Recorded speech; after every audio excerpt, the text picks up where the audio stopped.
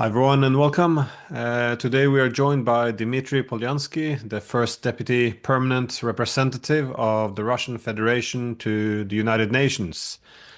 Welcome, Mr. Polyansky. It's always good to see you. Thank, thank you, man. Uh, Pleasure. you have recently expressed concerns about the political stability in Moldova, and I guess many observers have, especially since the election. So I wanted to ask you, how do you see it? What has happened in Moldova over the past few years? Well, it's difficult to say concisely what is there, and we don't want to meddle into the domestic affairs of this country. But we're very much worried with the political trend that is happening there. Actually, the country is now between two elections. They had a presidential election last year, which was, I would say, very doubtful to a lot of people because uh, the majority of the votes that Maya Sandu needed to get this to get elected were provided not from Moldova itself, but they were provided from abroad, and they were provided from abroad from the countries which were predictably more pro-European, and where the Moldovans living in this country, of course, will cast their vote for Maya Sandu. And in the countries like mine, for example, there is a big number of Moldovans and who were very much eager to vote. There was very scarce possibility to do it, and the embassy was the only post polling station where they could cast their votes. So the numbers of possible votes against Maya Sandu was artificially limited. I wouldn't say that this is a democratic situation, and still she came, her lead came at a very knife edge, I would say, in a very knife edge way. So it was like fraction of percent. And this was also very doubtful. And given the fact that this country is divided, and it's very much divided, it used to be divided, it is still divided, almost 50-50 to those who would support better relations with the European Union and those who want closer ties with Russia. And of course, you need to take into consideration this kind of dichotomy that they have and give it a good political planning and try not to rock the boat too much. But on the contrary, what the ruling class is now trying to do, they try to kind of attack everything Russian. They try to attack opposition figures who speak for better ties with Russia ahead of parliamentary elections, which are scheduled. They're not scheduled yet, as far as I understand, but they are projected to take place either in summer or in autumn, sometime this close. So this, of course, electrifies the electoral situation in this country. This triggers divisions and protests. And we especially reacted to the fact when the leader of the autonomous Gagauzia region was arrested and detained for clearly political grounds. And she herself said, Mrs. Gutsul said that the reasons for her arrest were merely political. And we couldn't ignore this. We saw what turn situation could take if we ignore this kind of situation. So we raised this issue in the Security Council. We asked for closed meeting, closed consultations on the Security Council on this issue. And then I addressed the press afterwards, giving them the elements of our position. That's what we have. I know that Mrs. Gutsul is still detained.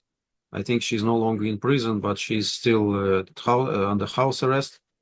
And she herself wrote a letter to Secretary General Guterres, telling of what kind of a witch hunt is happening in her country, and that's why it's also very worrying, the whole trend.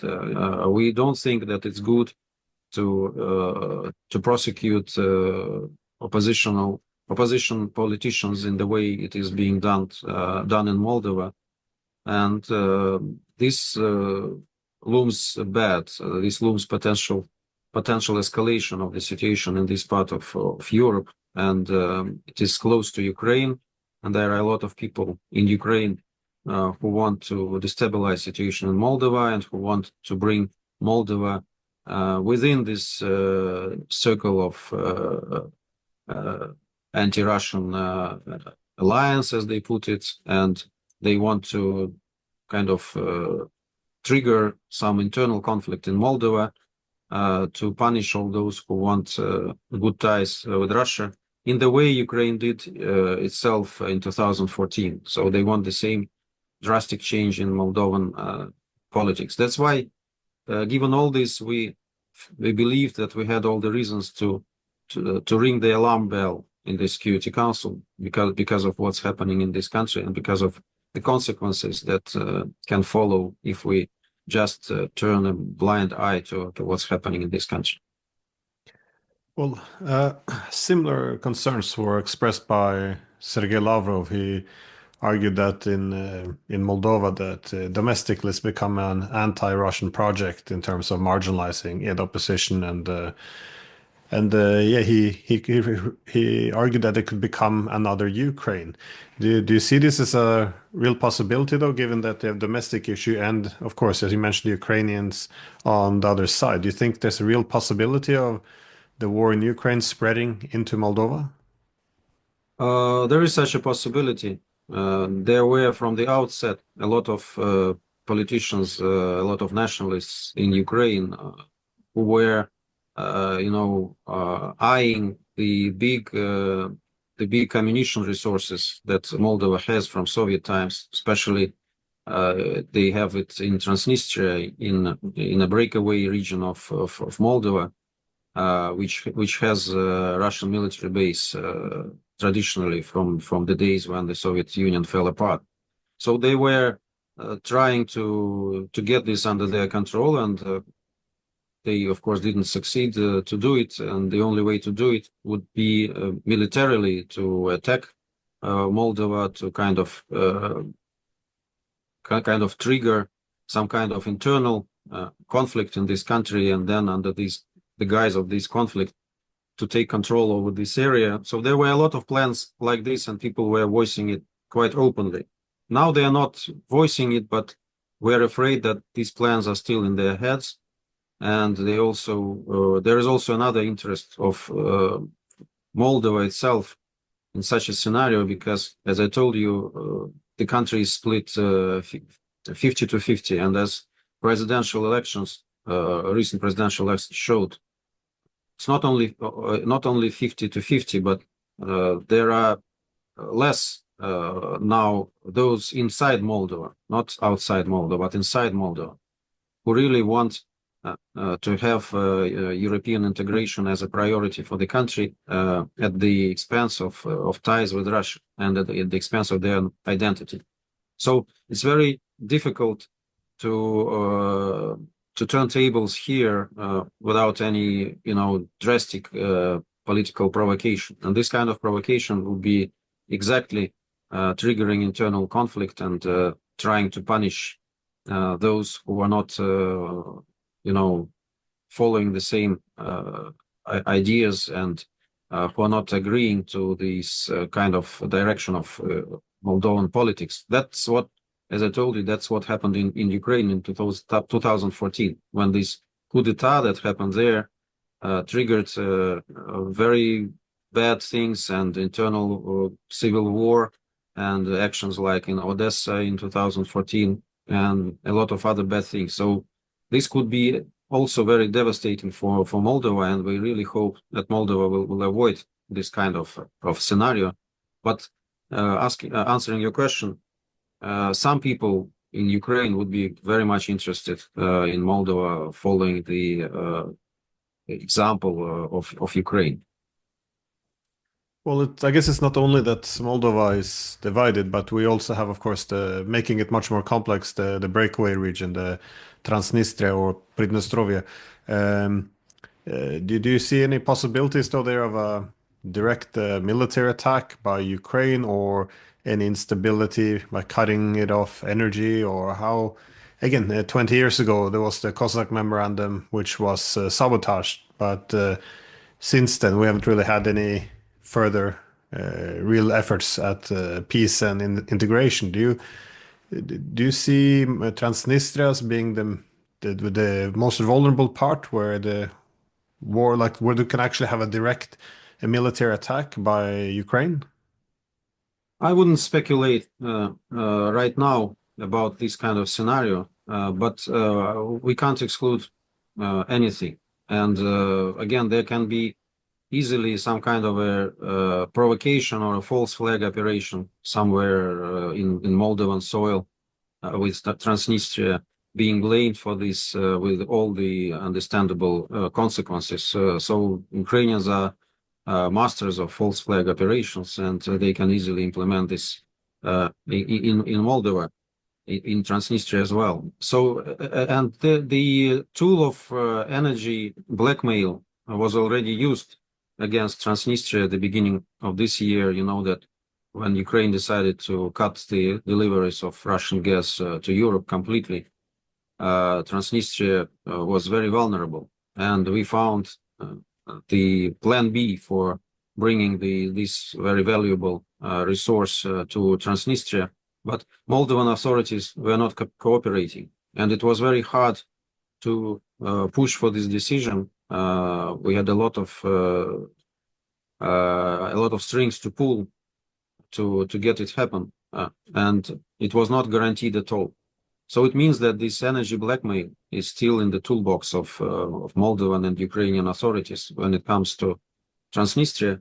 But Transnistrians are very resistant people, and they lived in such situation, as you rightly said, from 1991. So they are not ready to sacrifice their identity, their ideals, and the prospects of their ties with Russia for some kind of vague promises that some politicians are trying to give to this breakaway region. And actually, I think no politician in Moldova can ignore the fact that the country is divided almost 50 to 50. And the best solution for these kind of situations was actually discussed between Russia and European Union at some point. I remember I was part of this process, and it was in 2022-23 when we worked on the roadmaps for common spaces. One of them was common space of external security, and I recall quite well that in the preamble to this roadmap there was a clear indication, clear agreement between Russia and the EU that our neighbors shouldn't be put in a position of choice between Russia and European Union. And we were ready to stick to this understanding, which I think would have been a perfect solution for Ukraine, for example. And it could benefit both from good relations with Russia and good ties with European Union, provided they follow certain obvious economic and political rules. But EU at some point decided that it was not the rule book for him for this bloc, and they introduced Eastern Partnership instead of European neighborhood policy. And Eastern Partnership was not about Russia; it was about struggling with Russian clout in these countries and about trying to isolate Russia and to get it away from Europe. And that's when it all started. So if we could stick to this understanding at that moment, I think there would have been no problems in Moldova, no problems with Ukraine. And this status quo was quite beneficial for these countries. And now we look at Ukraine and we understand how much this country lost because of this absolutely Russophobic drive in the EU politics. And hopefully Moldova will be wise enough not to get into this trap. Yeah, well, after the Cold War, when NATO and the EU began to expand, again, the main concern was that we're recreating the dividing lines of Europe, which we had in the Cold War. And yeah, I guess these countries who are stuck along the dividing lines between NATO and Russia now, which are also very divided society, as you correctly pointed out. So mainly Moldova, Georgia, Ukraine, of course. That was in 2005, wasn't the Common Spaces Agreement between the EU and Russia? Yeah, because I remember that agreement is said they should harmonize relations. One side should not pursue integration efforts at the expense of the other side. Again, it's difficult to argue that this agreement has been honored. But obviously, the failure to do so contributed to war in Ukraine, but also, yeah, possibly Moldova. I think that, Do you see yeah, the possibility of? Sorry.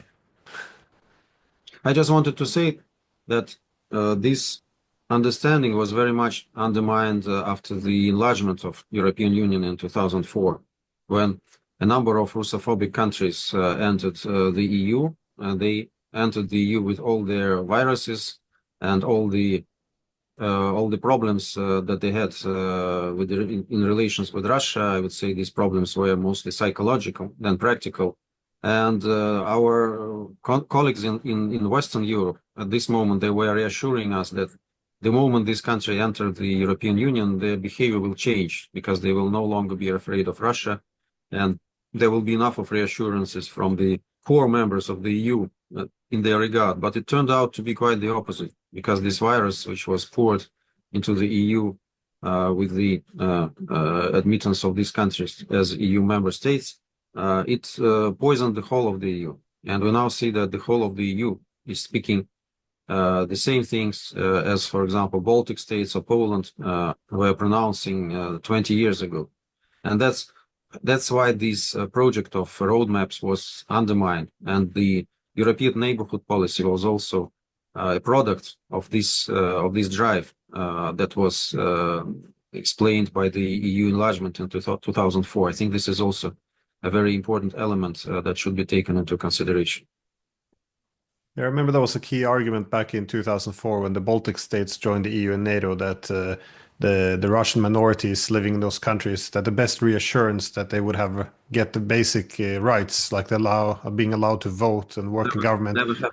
that Never yeah, happened. that the best reassurance would be if they could join the EU and NATO as democratic clubs. But again, 21 years later now, they still don't have these rights as citizens. So I guess yeah, it didn't really pan out as it was reassured. But of course, a key country also along this dividing lines between, in divided Europe would be Georgia. And we also saw, yeah, a few months now during the election that the Georgian prime minister, he warned that there were coup attempts to topple the Georgian government. So Georgia could be, in his words, in the words of the Prime Minister of Georgia, that Georgia would be converted and used as a second front against Russia. Do you think this situation has now calmed down, or is it normalized? How do you read the situation? I don't think that it's normalized. We don't get much news, frankly, from Georgia at this moment, but I know that the situation is still very tense. And those forces who lost during the recent elections, they still want to get revenge, and they still try to mobilize the resources that they have. And I don't know how USAID's situation, the demolition of USAID influenced Georgia, in what way, hopefully in positive way. But still, there are still plans for overturning the authorities. A lot of oppositioners are not happy with what happened, and they want to continue the course of Mikhail Saakashvili.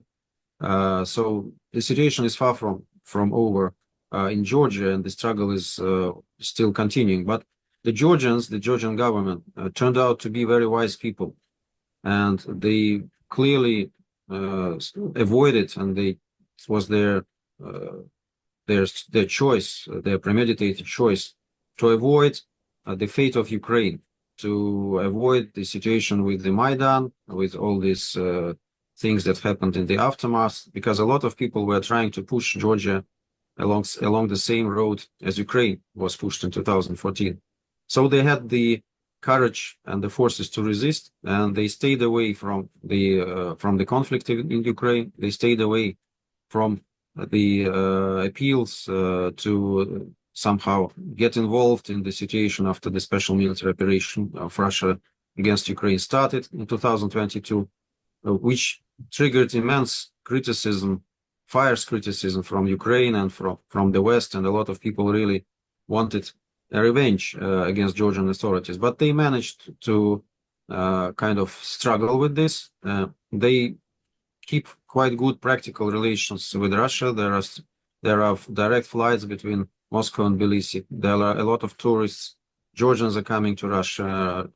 Russians are coming to Georgia, and I think that it's very good prerequisite for establishing good, practical, friendly, and mutually beneficial relations between our two countries, which we would very much welcome. There are, of course, hurdles in this way, quite obvious ones, and people will have to think out of the box to find a solution to them. But the general drive is very encouraging, and of course, it makes people in Europe and previously in the US, and I think some people are still very unsettled in the US because of this prospect, and they are trying to do their best to derail this process of gradual normalization between Russia and Georgia.